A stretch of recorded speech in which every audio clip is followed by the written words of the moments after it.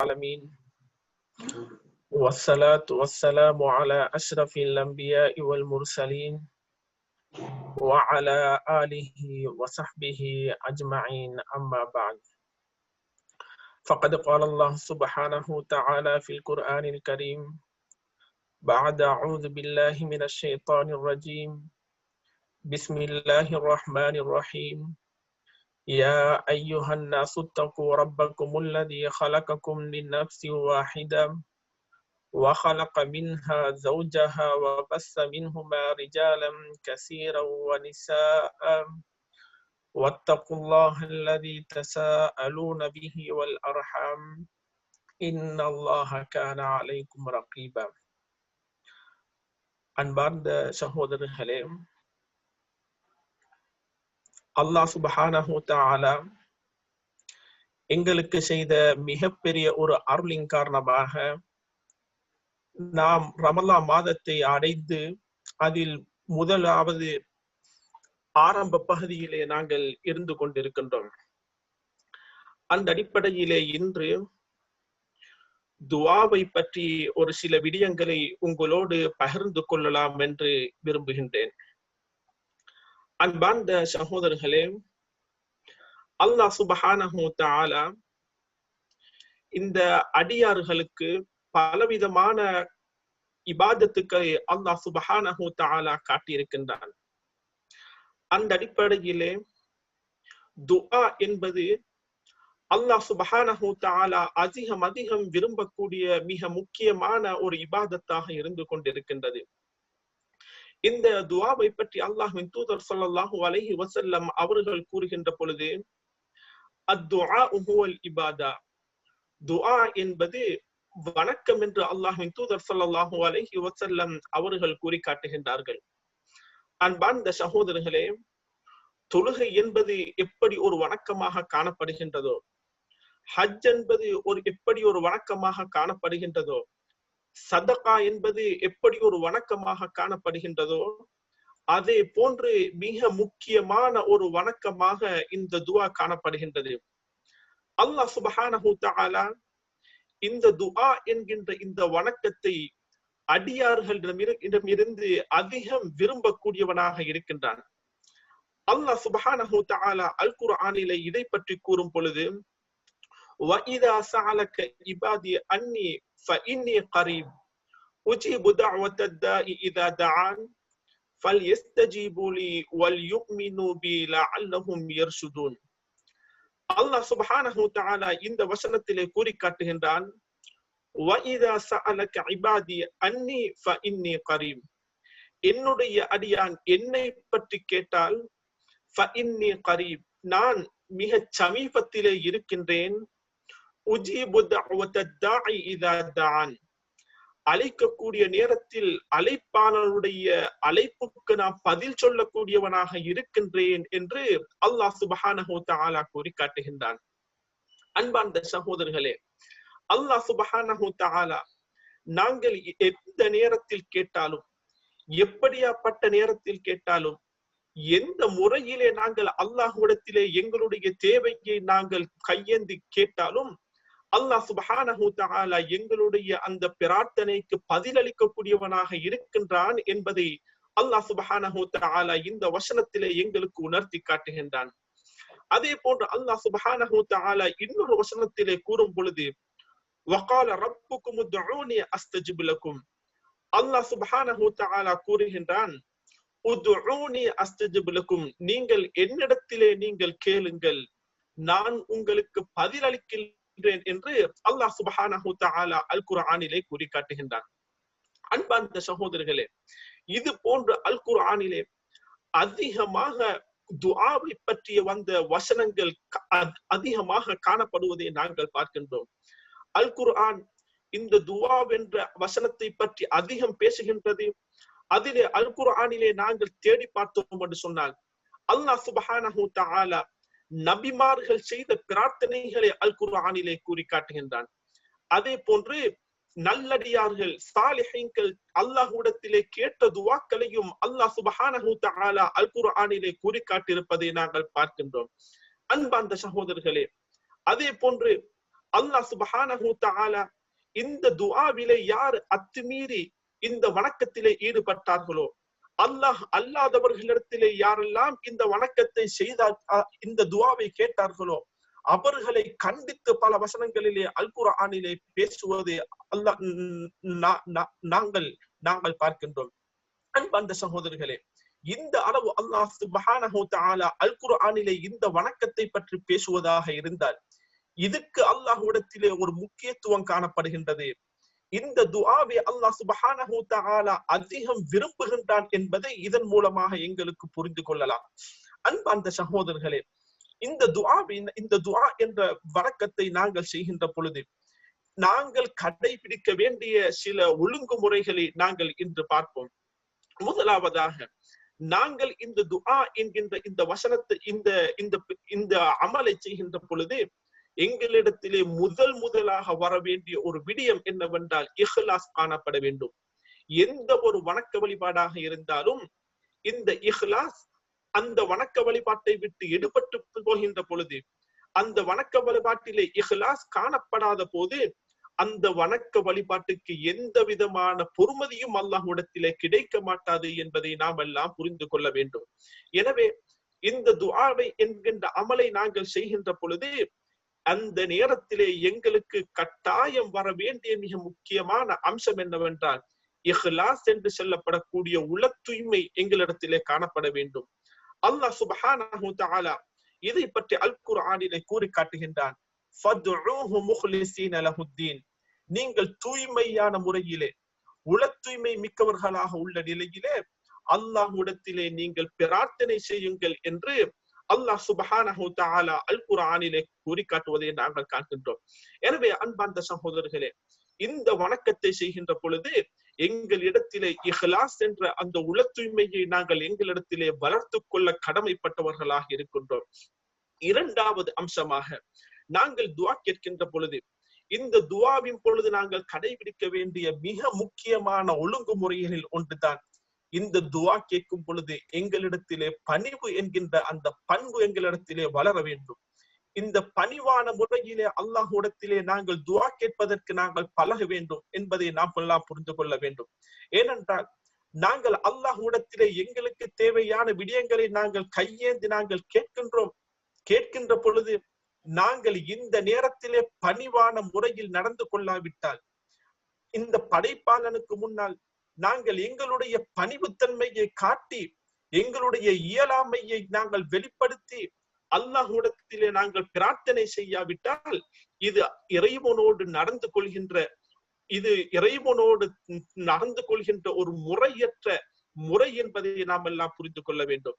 எனவே அன்பார்ந்த சகோதரர்களே, அல்லாஹ் சுப்ஹானஹு தஆலா இதை பற்றி அல் குர்ஆனிலே கூறும் பொழுது அல்லாஹ் எங்களுக்கு துஆ கேட்கக்கூடிய இந்த முறையை எங்களுக்கு அல் குர்ஆனிலே கற்றுத் தருகின்றான்.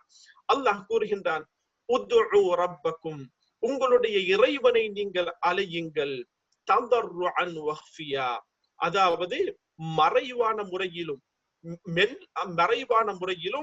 பணிவான முறையிலும் நீங்கள் உங்களுடைய இரட்சகனிடம் நீங்கள் பிரார்த்தனை செய்யுங்கள் என்று அல்லாஹ் சுப்ஹானஹு தஆலா அல் குர்ஆனிலே எங்களுக்கு பிரார்த்தனையுடைய முறையை அல்லாஹ் கற்றுத்தருவதை நாங்கள் பார்க்கின்றோம்.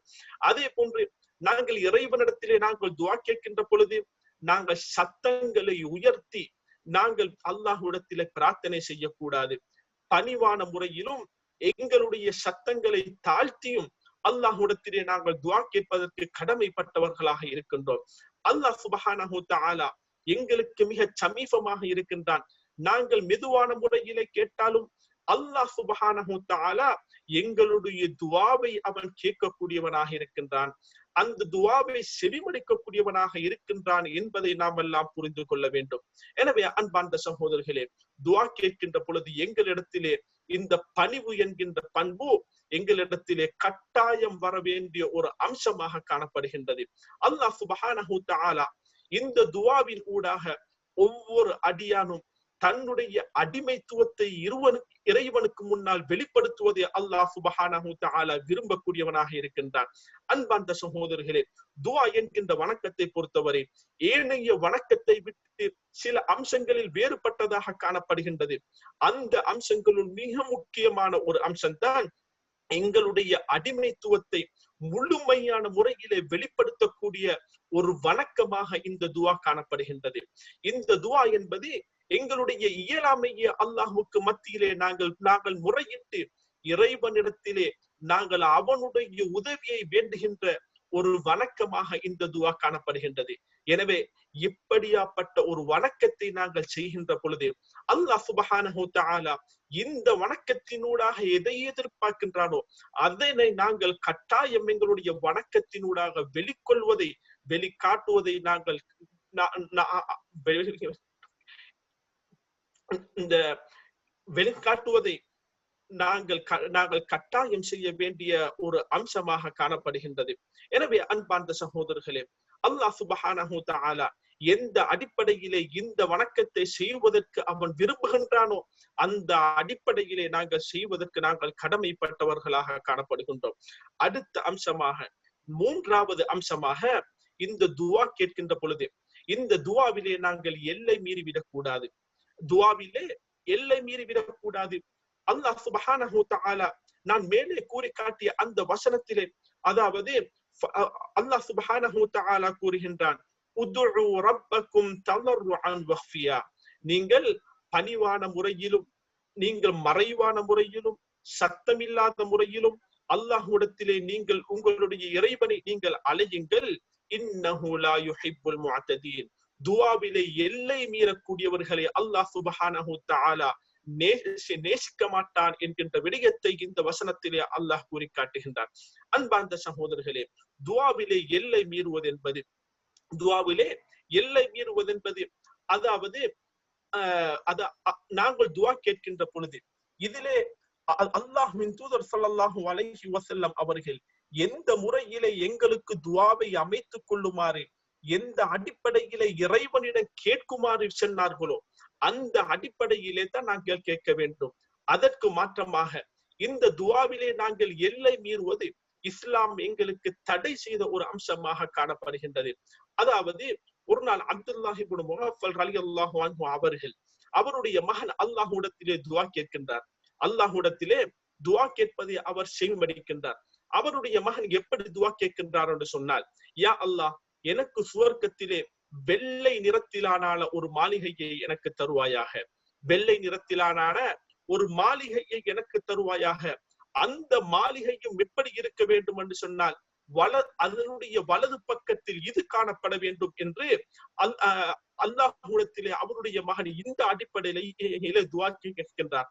இதை கேட்டு அப்துல்லாஹ் இப்னு முகஃபல் ரலியல்லாஹு அன்ஹு அவர்கள் தன்னுடைய மகனை, அல்லாஹ்விடத்திலே நீ இவ்வாறு துஆ கேட்க கூடாது, அல்லாஹ்விடத்திலே கேட்டால் நீ சுவர்க்கத்தில், அதாவது ஜன்னத்துல் ஃபிர்தௌஸை நீ அல்லாஹ்விடத்திலே கேள் என்று அப்துல்லாஹ் இப்னு முகஃபல் ரலியல்லாஹு அன்ஹு அவர்கள் கூறி காட்டுகின்றார்கள். எனவே துஆவிலே எல்லை மீறுவது என்பது அல்லாஹ் சுப்ஹானஹு தஆலா எந்த அடிப்படையிலே துஆ கேட்குமாறு சொன்னானோ அந்த அடிப்படையிலே தான் துஆ கேட்க வேண்டும். உதாரணமாக ஒரு அடியான் துஆ கேட்கின்றார், யா அல்லாஹ், எனக்கு சுவர்க்கத்திலே இப்படியாப்பட்ட ஒரு மாளிகை தேவை, அது இன்ன நிறத்திலே இருக்க வேண்டும், அது இப்படியாப்பட்ட சூரத்திலே இருக்க வேண்டும். இந்த அடிப்படையில் அல்லாஹ்விடத்திலே நாங்கள் துஆ கேட்பது ஒரு பிழையான அம்சமாக காணப்படுகின்றது. அல்லாஹ் சுவர்க்கத்திலே எப்படி எங்களுக்கு தர வேண்டுமோ அதே அல்லாஹ் சுப்ஹானஹு தஆலா மிக அறிந்தவனாக இருக்கின்றான்.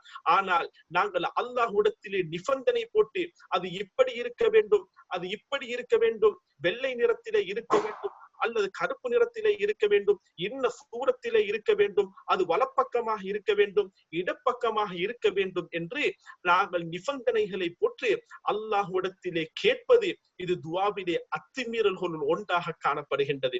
எனவே துஆ கேட்கும் பொழுது நாங்கள் அல்லாஹ் சுப்ஹானஹு தஆலா எங்களுக்கு எப்படி துஆ கேட்க சொல்லி இருக்கின்றான், அல்லாஹ் சுப்ஹானஹு தஆலா எங்களிடத்திலே சுவர்க்கத்தை கேட்குமாறு அவன் சொல்லி இருந்தால் அந்த அடிப்படையிலே கேட்க வேண்டும். அதிலும் ஜன்னத்துல் ஃபிர்தௌஸை கேட்க வேண்டும்.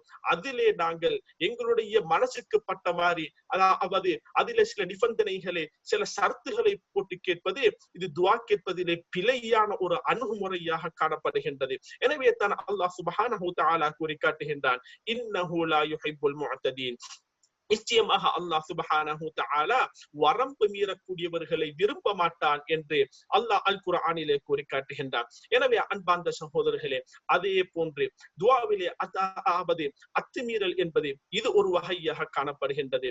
அதே போன்று துஆவிலே அத்துமீறல் என்பது இந்த உலகத்திலே நாங்கள் அதாவது நடக்க முடியாத ஒன்றை கேட்பது, நடக்க முடியாத ஒன்றை கேட்பதும் அதுவும் துஆவுடைய அத்துமீறல்கள் ஒன்றாக காணப்படுகின்றது. உதாரணமாக ஒரு அடியான் அல்லாஹ்விடத்திலே துஆ கேட்கின்றான், யா அல்லாஹ், நான் இந்த உலகத்திலே வாழ வேண்டும், இந்த உலகத்திலே வாழ வேண்டும், எனக்கு இந்த உலகத்திலே மௌத்து வரக்கூடாது, எனக்கு இந்த உலகத்திலே மௌத்து வரக்கூடாது என்று அல்லாஹ்விடத்திலே ஒரு அடியான் துஆ கேட்கின்றான்.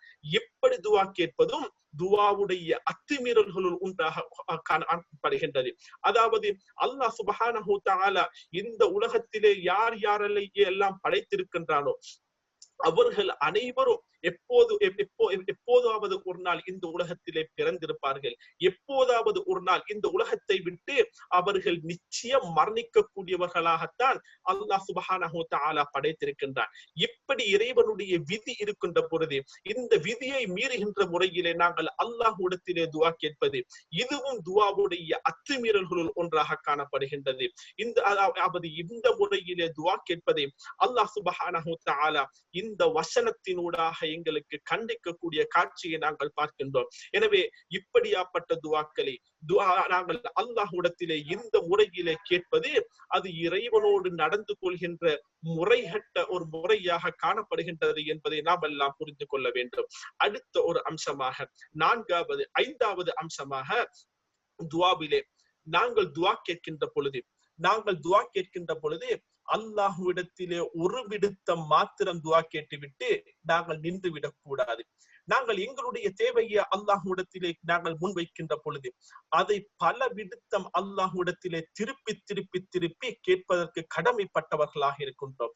அல்லாஹ் சுப்ஹானஹு தஆலா ஒவ்வொரு அடியானிடம் இருந்தும் இந்த துஆவுடைய நேரத்திலே அவன் தன்னுடைய அடிமைத்துவத்தை அவன் முழுமையான முறையிலே வெளிப்படுத்துவதை அல்லாஹ் சுப்ஹானஹு தஆலா விரும்புகின்றான். ஒரு முறையோடு நாங்கள் துஆவை சுருக்கிக் கொள்வோமாக இருந்தால் நிச்சயமாக இந்த துஆவின் மூலமாக அல்லாஹ் சுப்ஹானஹு தஆலா எதை மனிதர்களிடமிருந்து எதிர்பார்க்கின்றோனோ அந்த உபூதியத் என்று சொல்லப்படக்கூடிய அந்த பண்பு இந்த நேரத்தில் வெளிப்பட மாட்டாது.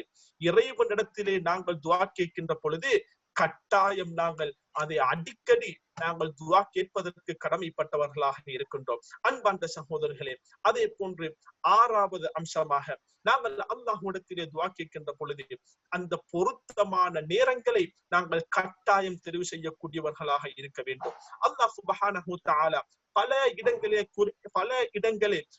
நேரங்களில் அல்லாஹ் சுப்ஹானஹு தஆலா அதாவது துஆ கேட்டால் அந்த நேரத்திலே கேட்கப்படக்கூடிய துஆ அல்லாஹ்விடத்திலே ஒப்புக்கொள்ளப்படக்கூடியதாக இருக்கின்றது என்று பல நேரங்களை அல்லாஹ்வின் தூதர் ஸல்லல்லாஹு அலைஹி வஸல்லம் அவர்கள் எங்களுக்கு காட்டி தந்திருக்கக்கூடிய காட்சியை நாங்கள் பார்க்கின்றோம். எனவே அன்பார்ந்த சகோதரர்களே, அந்த நேரங்களில் நாங்கள் கட்டாயம் அல்லாஹ்விடத்திலே எங்களுடைய தேவைகளை கேட்பதற்கு கடமைப்பட்டவர்களாக இருக்கின்றோம். அந்த நேரங்களை நாங்கள் பார்ப்போமாக இருந்தால் அல்லாஹ்வின் தூதர் ஸல்லல்லாஹு அலைஹி வஸல்லம் அவர்கள் கூறினார்கள், அதானுக்கும் இகாமத்துக்கும் மத்தியில் கேட்கப்படக்கூடிய துஆ, அதானுக்கும் இகாமத்துக்கும் மத்தியில் கேட்கப்படக்கூடிய துஆ, இந்த நேரத்தில் ஒரு அடியான் அல்லாஹ்விடத்திலே கையேந்தி ஒரு அடியான் கேட்பானாக இருந்தால், தன்னுடைய தேவையை அல்லாஹ்விடத்திலே முன்வைப்பவனாக இருந்தால் நிச்சயமாக அல்லாஹ் சுப்ஹானஹு தஆலா அதானுக்கும் இகாமத்துக்கும் மத்தியில் கேட்கப்படக்கூடிய துஆவை அல்லாஹ் ஏற்றுக்கொள்ளக்கூடியவனாக இருக்கின்றான். அதே போன்று நாங்கள் துஆ கேட்கின்ற பொழுது அதே போன்று சஹர் நேரங்களிலே கேட்கக்கூடிய துஆ, சஹர் நேரங்களிலே கேட்கப்படக்கூடிய துஆ அல்லாஹ் சுப்ஹானஹு தஆலா இதை பற்றி கூறும் பொழுது வபில் அஸ்ஹாரிஹும் யஸ்தக்ஃபிரூன், முஃமின்களை பற்றி கூறுகின்ற பொழுது அவர்கள் சஹர் நேரங்களிலே அல்லாஹ்விடத்திலே பாவ மன்னிப்பு தேடக்கூடியவர்களாக இருப்பார்கள் என்று முஃமின்களுடைய பண்பிலே மிக முக்கியமான ஒரு பண்பாக அல்லாஹ் சுப்ஹானஹு தஆலா இதை கூறி காட்டுகின்றார். எனவே அன்பார்ந்த சகோதரர்களே, சஹர் நேரங்களிலே கேட்கப்படக்கூடிய துவாவும் அல்லாஹ்வுக்கு மிகவும் விருப்பமான துவாவாக இருந்து கொண்டிருக்கின்றது. அதே போன்று அல்லாஹ்வின் தூதர் ஸல்லல்லாஹு அலைஹி வஸல்லம் அவர்கள் கூறி காட்டினார்கள், வெள்ளிக்கிழமையிலே ஒரு நேரம் காணப்படுகின்றது. அந்த நேரத்திலே ஒரு அடியான், ஒரு முஸ்லிம் அல்லாஹ்விடத்திலே துவா கேட்பானாக இருந்தால் அல்லாஹ் சுப்ஹானஹு தஆலா அவன் கேட்கக்கூடிய துவாவை அவனுக்கு கொடுத்தே தவிர அவன் தீர மாட்டான். நிச்சயமாக அல்லாஹ் சுப்ஹானஹு தஆலா அவனுடைய துஆவை ஏற்றுக்கொள்வான் என்று அல்லாஹ்வின் தூதர் ஸல்லல்லாஹு அலைஹி வஸல்லம் அவர்கள் கூறி காட்டுகின்றார்கள்.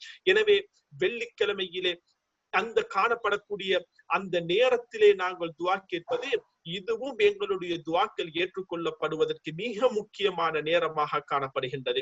அதே போன்று அல்லாஹ்வின் தூதர் ஸல்லல்லாஹு அலைஹி வஸல்லம் அவர்கள் துஆக்கள் அங்கீகரிக்கப்படக்கூடிய நேரத்திலே பற்றி கூறுகின்ற பொழுது ஒரு கட்டத்திலே கூறினார்கள், அஃலலு துஆ யௌமி அரஃபா.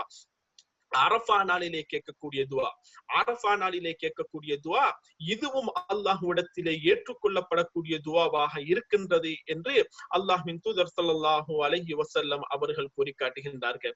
அன்பார்ந்த சகோதரர்களே, அதே போன்று இன்னொரு கட்டத்திலே அல்லாஹ்வின் தூதர் ஸல்லல்லாஹு அலைஹி வஸல்லம் அவர்கள் கூறி காட்டுகின்றார்கள், அல்லாஹ் சுப்ஹானஹு தஆலா ஒவ்வொரு நாளையிலேயும் இறுதி வானத்துக்கு அல்லாஹ் சுப்ஹானஹு தஆலா இறங்குகின்றான்.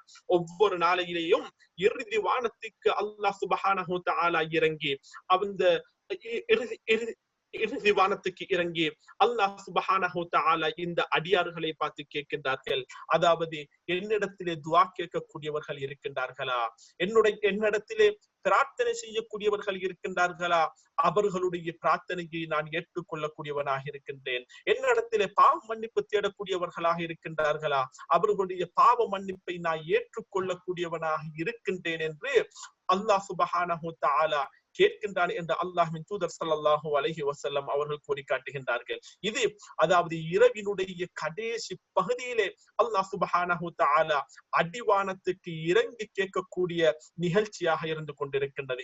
எனவே அன்பார்ந்த சகோதரர்களே, இரவினுடைய இந்த கடைசி பகுதியில் நாங்கள் அல்லாஹ்விடத்திலே கேட்கின்ற துஆவும் அல்லாஹ் சுப்ஹானஹு தஆலா அந்த துஆக்களையும் கட்டாயம் ஏற்றுக்கொள்ளக்கூடியவனாக இருக்கின்றான் என்கின்ற செய்தியை நாம் எல்லாம் புரிந்து கொள்ள வேண்டும். எனவே அன்பார்ந்த சகோதரர்களே, துஆக்கள் கேட்கின்ற பொழுது நாங்கள் இது போன்ற துஆக்கள் அங்கீகரிப்பதற்கு நாங்கள் துஆக்கள் கேட்கின்ற பொழுது துஆக்கள் அங்கீகரிக்கப்படக்கூடிய இந்த நேரங்களிலே கேட்கின்ற பொழுது அல்லாஹ் சுப்ஹானஹு தஆலா எங்களுடைய துஆவை கட்டாயம் ஒப்புக்கொள்ளக்கூடியவனாக இருக்கின்றான் என்கின்ற செய்தியை நாம் எல்லாம் புரிந்து கொள்ள வேண்டும். எனவே அன்பார்ந்த சகோதரர்களே, இன்னும் ஒரு கட்டத்திலே இன்னும் ஒரு விடயத்தை, துஆவுடைய விடயத்தில் மிக முக்கியமாக நாங்கள் விளங்கிக் கொள்ள வேண்டிய ஒரு அம்சம் காணப்படுகின்றது.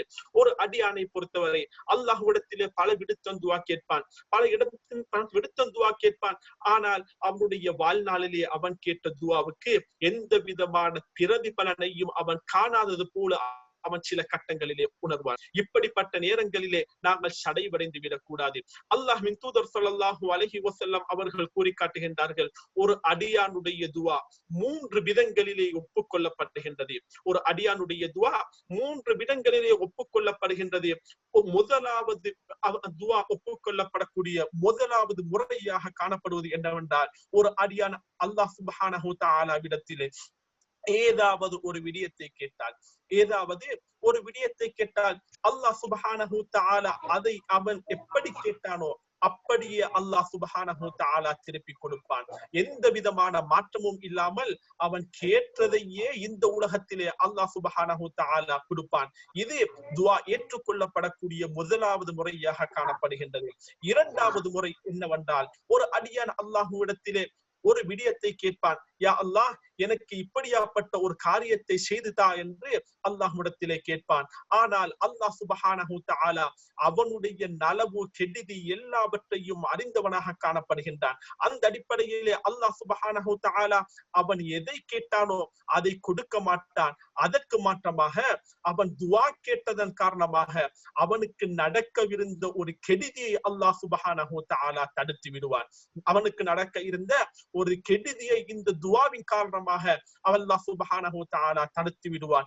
இதுவும் துவாவை அல்லாஹ் சுப்ஹானஹு வ தஆலா ஏற்றுக்கொள்வதில் இரண்டாவது முறையாக காணப்படுகின்றது. மூன்றாவது முறை என்னவென்றால் அல்லாஹ்விடத்திலே ஒரு அடியான் துவா கேட்பான்.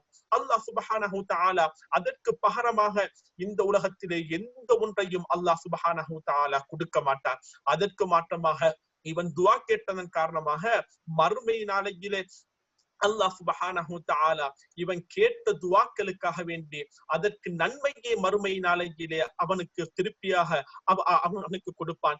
இந்த நேரத்திலே ஒவ்வொரு அடியானும் ஆசைப்படுவார்கள், நான் இந்த உலகத்திலே கேட்ட எந்த ஒரு துவாவும் எந்த ஒரு துவாவையும் அல்லாஹ் சுப்ஹானஹு வ தஆலா உலகத்திலே ஏற்றுக்கொள்ளாமல் மறுமையிலே இப்படி நன்மையாக தந்தால் எவ்வளவு நன்றாக இருக்கும் என்று ஒவ்வொரு அடியானும் அந்த கட்டத்திலே ஆசைப்படக்கூடியவராக இருப்பான் என்று அல்லாஹ்வின் தூதர் ஸல்லல்லாஹு அலைஹி வஸல்லம் அவர்கள் கூறி காட்டுகின்றார்கள். எனவே அன்பார்ந்த சகோதரிகளே, இந்த மூன்று முறையிலேயும் ஒரு அடியானுடைய துவா ஏற்றுக்கொள்ளப்படுகின்றது, ஒப்புக்கொள்ளப்படுகின்றது என்பதை நாம் எல்லாம் புரிந்து கொள்ள வேண்டும். எனவே நாங்கள் அல்லாஹ்விடத்திலே துவா கேட்டதன் பின்னால் இது எங்களுடைய இந்த உலகத்திலே நான் கேட்டது கிடைக்கவில்லையே என்று ஒரு முஃமினை பொறுத்தவரை, உண்மையான முஃமினை பொறுத்தவரை அவன் ஒரு போதும் இந்த அடிப்படையிலே கவலைப்பட மாட்டான். ஏனென்று சொன்னால் அவன் மறுமை நாளை நம்பி இருக்கின்றான். இந்த உலகத்திலே கிடைக்காவிட்டாலும் மறுமை நாளையிலே அல்லாஹ் சுப்ஹானஹு வ தஆலா